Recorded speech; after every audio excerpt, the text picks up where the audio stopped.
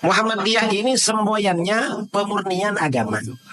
Karena pemurnian agama maka suka membid'ahkan. Mereka kaum muslimin. Wahabi ini mengapa menjadi ancaman bagi kita? Dalam sabda Rasulullah SAW yang buruk keluar dari agama. Bedanya Wahabi dengan Muhammadiyah. Muhammadiyah ini memang setengah Wahabi. Kok setengah Wahabi? Saya baca putusan tarjih Muhammadiyah. Di dalam akidah ini menggabungkan antara akidah Wahabi dengan akidah Aswajah. Kalau Ahlus Sunnah, wahdaniyah itu ada 3. Allah Maha Esa di dalam azab, Maha Esa dalam sifat, Maha Esa dalam perbuatan. Wahabi tauhidnya ada 3, tauhid rububiyah, tauhid uluhiyah, tauhid asma wa sifat. Muhammadiyah ambil dari Aswajah 2, dari Wahabi 1. Kata Muhammadiyah, Allah itu Maha Esa dalam zat, Maha Esa dalam sifat, lalu Maha Esa dalam uluhiyah. Karena Muhammadiyah mengambil tauhid uluhiyahnya Wahabi, maka Muhammadiyah melarang tawassul, tabarruk, istighatsah dan menganggapnya syirik.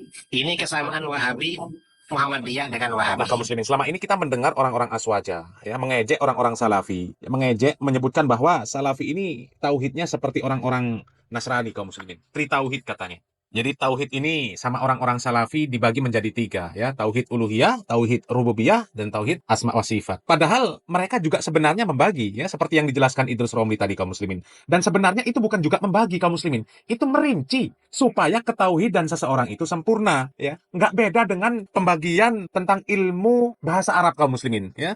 Ada ilmu nahu, ada ilmu sorof. Di mana bahasa Arab yang baik dan benar itu tidak akan terpenuhi kecuali dengan ilmu-ilmu nahwu dan sorof. Begitu juga dengan permisalan ilmu tajwid kaum muslimin. Ya, ilmu tajwid itu bukan untuk membagi-bagi bacaan Al-Quran. Bukan. Akan tetapi membaca Al-Quran yang baik dan benar tidak akan terpenuhi kecuali dengan ilmu tajwid yang ada itu. Tapi anehnya sekarang ini, ya batu nisan kuburan dicium-cium kaum muslimin, dipeluk-peluk, na'udzubillah min dzalik.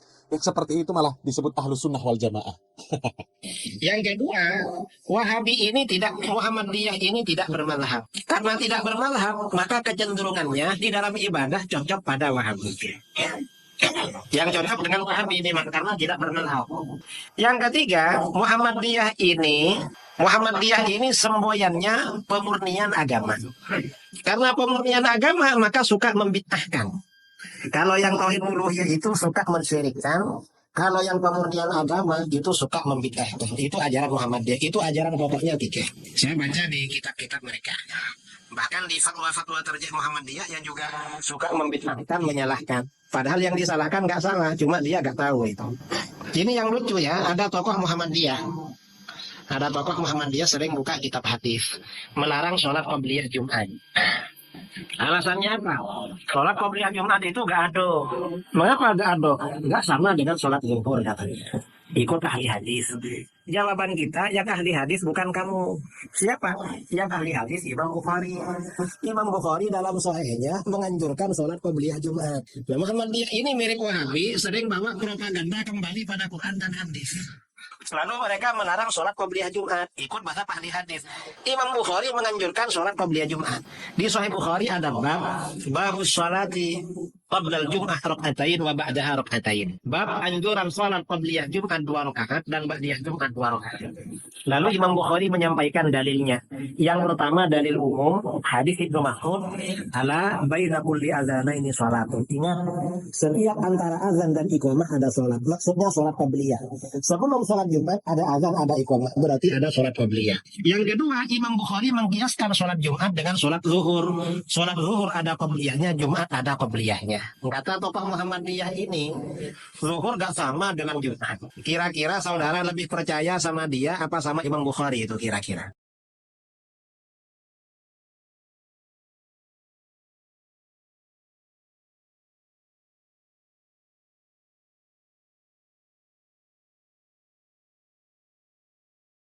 Nah, kaum muslimin, kalau kita berpikir simpel saja lah kaum muslimin, nggak usah terlalu jauh lah membahas masalah yang Imam Bukhari, yang Imam ahli hadis, dan lain sebagainya tentang masalah sholat qobliyah Jumat kaum muslimin. Ya kalau sekarang kita lihat realita kaum muslimin, kita lebih percaya dengan orang-orang yang disebut oleh Pak Idrus Romli Wahabi, apa lebih percaya dengan orang-orang yang disebut oleh Pak Idrus Romli sebagai Aswajah kaum muslimin. Sementara track record ini jelas kaum muslimin. Jejak digital bisa dibuktikan ya.